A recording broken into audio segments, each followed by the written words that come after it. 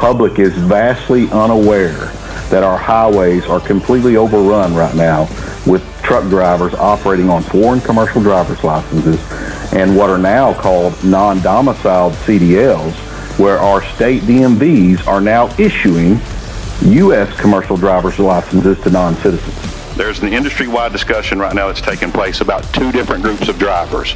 We have the American truck driver and the legacy American mom and pop small trucking company, and we have this new group of non-citizen foreign truck drivers who have taken over the industry. They're putting people out of jobs, they're having crashes, and there's no accountability. Barack Obama lowered the standard, so you got a slap on the wrist if you didn't speak English, where before they would immobilize your vehicle. Your semi would get parked if you couldn't speak English. We're going to go back to the pre-Obama era. Saying America first, safety first. If you want to share our roads, you need to share our language.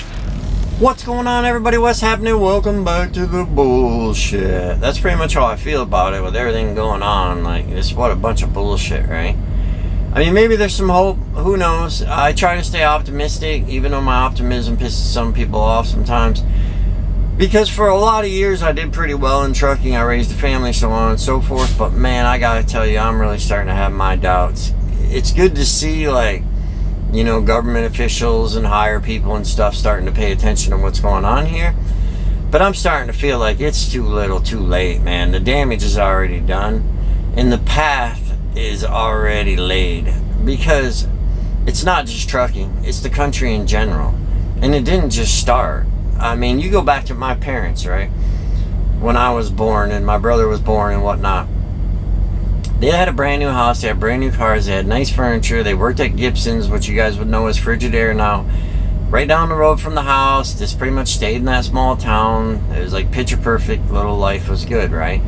Well, they started outsourcing shit to China and so on and so on. They shut down the Greenville Frigidaire plant later and sent that down to Mexico, fucked the whole town. You know, if they hadn't of, I would have grown up wealthy and not welfare, you know, because that's pretty much how shit went for my parents. I'm kind of feeling like that's how this is going with trucking now, is where I'm at with trucking now. And I've been trying to hang with it. You guys know I have. But I don't know about it, man. It all just comes down to greed in general. I mean, that's why they move these plants. They're making money. You know, it's not like they're running at a loss at this stuff. They're just not making enough because the rich people can never get enough. Look at some of these rich people, man. They got billions and billions of dollars and they're still trying to make more. You can't even spend all that. You know what I mean? Your great-great-grandkids can't spend all that, but you still want more because you're addicted. It's like me, once I start drinking beer, I can't stop, you know? But hey, check out what I got here, man. They're beer disguises, dude. Ain't that sweet? So I'm drinking my beer.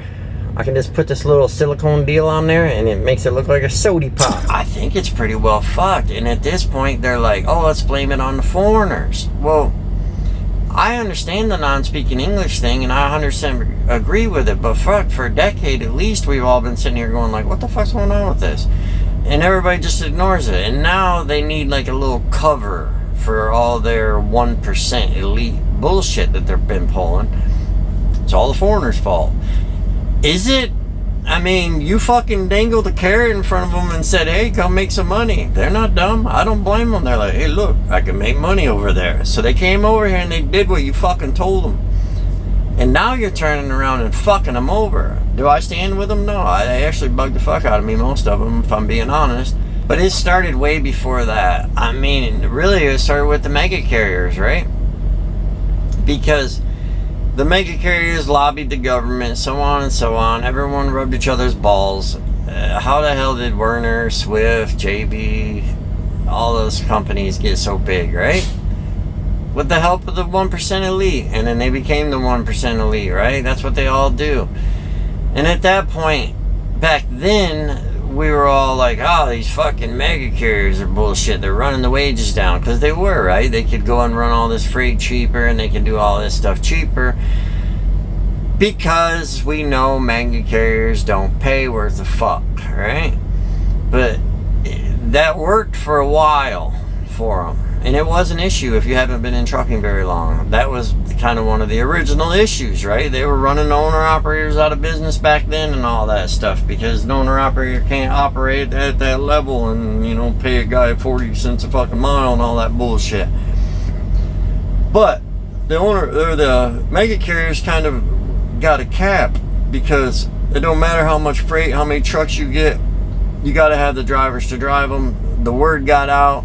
A lot of us didn't want to go there and work anymore, even though they still get, you know, a decent amount, but less and less, especially with like social media and all that shit. You know, back in the day, you had to go there. There was a time where I almost went to Swift. When I was new, I was like, oh, Swift looks all right. But then I would like stand around the truck stops and the older guys would be like, don't do that, son. Like, you don't want to go work there. And I'm like, wow, what's wrong with them? Because I didn't know. And that's what we do, right? And we go there and then we find out. Well, with social media and all that, we don't really have to do all that anymore. We can just go on there and, I mean, go look at what's going on with Prime right now, right?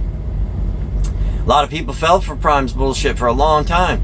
I had people coming up to me going like, man, you got to lease a truck from Prime. And I'm going, what? What are you talking about? But people are doing it left and right and left and right. Now you got YouTube videos all over that are like, don't work for fucking Prime, and they're laying out the shit. Super Ego, right? I mean, how'd Super Ego get so big? Because everybody fell for it at first, and now the word's out. You know, it's only a matter of time. So it didn't really work, right? It only worked for a small period of time. So then the super elite is like, now what are we going to do? Well, if you jump back even further, you go back to deregulation, because they didn't like the fact that the truck drivers were union and they were getting paid and all that, and they had to pay more to have their freight hauled and all that bullshit, right? The government and the rich people do not like us united. That's why they spark race wars and all the other bullshit, right? So when they couldn't do all the deregulation and the mega carriers and all that, they were like, ooh, I got an idea. We'll bring in a bunch of foreign drivers. That'll run the wages and the rates and shit down, and then we'll save money on hauling our freight and all that, and we'll make more money, because that's what rich people do at the expense of anybody. Goes back to the castle days. You either lived inside the walls or outside the walls, right? Hey, who changed the Google voice, man? Did you guys' Google voice change? Flights from Grand Rapids to Hell leaving June 19th and coming back June 22nd start at $209. We'll see. If they were able to enforce it, it would lower capacity, and then, you know, rates would go up. At this point, I don't know, man. I watched this fucking deal. Are y'all familiar with 10 Street, right? You've been trucking for a while, you've dealt with 10 Street. A lot of our applications and stuff go through 10 Street. You do the 10 Street apps, which are cool, right? They got the autofill and all that on there. Well, here's my point. They do a lot of the processing for drivers and stuff, so therefore they have a lot of access to information and statistics of what's going on out here. So I'm watching this interview with the 10 Street CEO the other day, which I found pretty interesting, because he does have access to all that information. He's not just sitting there guessing. And some of the shit he said, I was kind of surprised, you know? Like, one of the things is, I figured that right now, with the way everything's going on, we all know the driver shortage is a myth. They came out with some statistics on that finally on CDLs. There's actually 3 CDLs for every truck that needs to be operated in the United States. So that's always been a myth. We've always said that. There's plenty of qualified drivers, just ain't paying them enough. And it ain't worth it for them to come do it, right? So you just go get ones that will, right? Anyway, he was saying that right now the employers are only seeing like the bottom of the barrel drivers that they can hardly even qualify. That surprised me, because I figured they would have like an influx of good drivers looking for a job, but they're leaving. It's gotten that bad. Like, there's like no money in it at all. So that surprised me.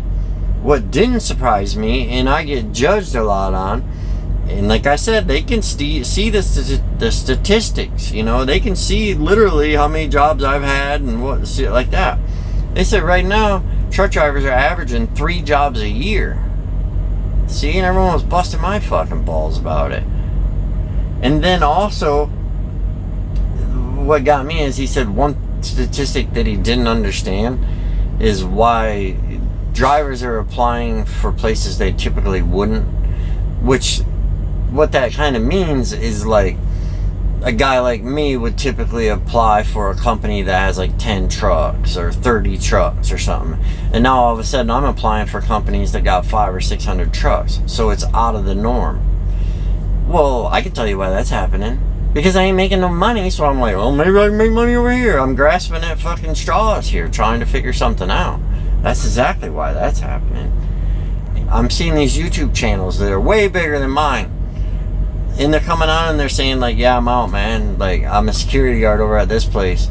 I'm going to the factory up here working for $25 an hour. I'm gonna go work for my cousin framing houses. I'm gonna go be a tow truck driver. You know, they're finding jobs that, you know, that we're not gonna be able to afford. I say we because I've already done it. You know, like as far as cutting everything back, the lifestyle that we used to live, and they're okay with it. This situation that I'm in here right now, I mean, it started out all right because I was banging out like a shit ton of miles. So I was like, oh damn, I'm gonna make some money here. No, because I'm percentage of the load. So I started seeing my checks and I'm like, man, that ain't really worth it. And I don't even know right now. I was about to quit yesterday. Originally I was gonna go home yesterday and quit, because like I'll have weeks where I run like 300 miles and my check's like bullshit. So I was like, what the fuck? So I was gonna quit, and then I took and I averaged it out. I was like, okay, I ran this many miles since I worked here and I made this much money. I averaged 60 cents a mile. So I was like, well, fuck, that wouldn't make much sense to leave, because some places ain't even paying that right now. I could end up at a worse place. So I'm literally just like here for the moment. But here's what happened. Probably not gonna make shit for money now and have to leave, because I was PCing like a motherfucker, like 4 times a week, you know, it's all over, and that was the only way I was making any money. So yesterday when I come to do this load, it was like 680 miles or something out here, dropping hook, and what I've been doing on these is, you know, I'll drop a hook and then I'll get to a shipper somewhere and then I'm out of hours, so I'll PC out, or sometimes PC to the fucking shipper, and then I'll be loaded, and then like right now I'd be leaving, heading back to Michigan, right? So I'm turning and burning, I'm making money. But I told them, like, I can't keep doing that. I'm gonna get caught, you know? Not to mention, if you have an accident later and you gotta go in front of a jury and all that, they're gonna throw all that in your face, and they're gonna say, even if it's 5 days later, they're gonna say, if you wouldn't have PC'd 5 days ago, and I've actually seen this happen with a guy, and you can definitely see it on YouTube, they'll say, you wouldn't have been in that place at that time, and then you go to jail. Like, is that really worth all that? You know, what the fuck? So I told him, now I'll sit here for, I don't know, for 17, 18 hours until I load this afternoon, and then I get that back. I gotta sit all fucking day Sunday before I can go deliver it on Monday, because I'll be back Saturday night. And then I looked on the internet, and it's one of them places that takes fucking forever to unload and all that shit. So you don't do what they want, and they fucking retaliate, you know? So ultimately, my friends, what's gonna happen? You're gonna see me pop on here and say, what's going on, everybody? What's happening? I'm back at the house now. Fuck that place. Well, before I go back into my negative trucking nonsense, I wanted to give a shout out to Melktastic, fellow YouTuber, fellow trucker that I met up in the truck stop yesterday. And, you know, looking at this picture he took of us right here, boy, there's the way you think you look and the way you look. And I see myself up in that truck. I'm like, oh, dude, I'm like that old white guy with the gray hair driving a truck. That's me now. That's me these days. But he got some merch here. Check him out. He seems like a pretty cool dude. Tell you a little story real quick about my friend Max. This goes into how bad stuff's getting out here. So my friend Max has been in this shit for like over 20 years, right? You feel me? And he's done all the struggles, all the stuff that's been going on out here, and he's not feeling so good about not making money, bouncing companies, getting fucked over and all that shit. Well, he disappears. Can't get a hold of him for like 7 days, man, which is kind of unusual. I'm trying to get a hold of other people. They ain't getting a hold of him, so on and so on. We're starting to get worried about it. Maybe something happened with someone down. Well, finally he decides to call back, you know. Well, he's down in fucking Albuquerque, right? With a woman that he actually knew. She used to live up in Michigan. He knew her for a while, but they hooked up recently via the interweb, right? But here's the deal, man. This dude just went down there, abandoned his motherfucking truck in the truck stop, and now he's just living with her and shit. And that ain't him, man. He don't abandon trucks. He knows better. He knows you do that shit, it goes on your deck, you're fucked, you know? That's how much he doesn't care anymore. I mean, he is kind of set up. Her brother, I guess, has a trucking company that hauls frac sand. He's trying to get me to come down there right now. He's like, come on, man, they got trucks, dude. But I'm not going down there to haul frac sand at the moment. It does look like a pretty decent deal, though, in comparison to hauling freight. You know, I'm sure it has its problems. But, man, this trucking shit, dude. You know, you got the regular trucking shit, right? The sleeping in the truck, the truck stop showers, and not being home, you know, all the waiting at the loading docks, all that shit. The police, all that nonsense, that's always been.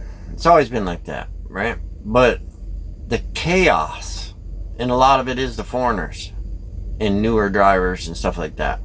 And just people just don't give a fuck anymore, man. They just don't. There's like this whole attitude in the country in general of me. Who gives a fuck about you? Like, who can be the most gangster and, like, most cold-hearted? You know, it's pretty easy to be gangster and cold-hearted. It is. I've done it. You know what I mean? But you know, it's hard to be compassionate. You know? To be nice. That's hard. Being mean's easy. But you see this bullshit, like yesterday in the truck stop. First of all, the truck stop look like third world fucking countries now. There's just garbage and shit bags and everything everywhere. It's just like, wow, what the fuck? Where am I even at right now? They've always been a little trashy and smell like piss, but it's just like, dude, if you're gonna shit in a bag, bro, throw it in the trash can, you lazy motherfucker. Like, oh man, that's the second shit bag I runned over. And they tend to stick to your wheels, you know what I mean? That's some foreigner shit right there, right? But I go to leave the truck stop, and I'm thinking, like, I'm not making much money. This is really pissing me off out here. I'm stressing out. And then I run into the chaos, you know? And I'm leaving, and there's these dudes 4 stacked side by side right across from the fuel line. They're blocking the entire entrance and exit. Just sitting there. Like, how fucking dumb are you to block the entire thing? It's bad enough when they do that and make it one lane so everybody's got to wait and go around them. But here's the thing, it's like late morning, there's a fucking shit ton of parking out there. Go park, you non-backing up motherfucker. Like, they're too lazy to back up. That's work. It's work backing up. God damn, how lazy are you, dude? Like, that's not hard backing up. So, this dude in front of me pulls over, gets out of the truck. I kind of wanted to honk at him, but there wasn't anywhere to go, and I'm not stupid because he was a large black fella. And I could just tell by the way he carried himself. You know, I've been locked up and shit. I ain't stupid. I know how to read stuff. The way he carried himself and his swagger, he ain't one to fuck with. You know what I mean? So I was like, hi, sir. How are you? I hope everything's good. Go ahead and sit in front of me all day long. Because I ain't getting my ass kicked today. I'm too old for that bullshit.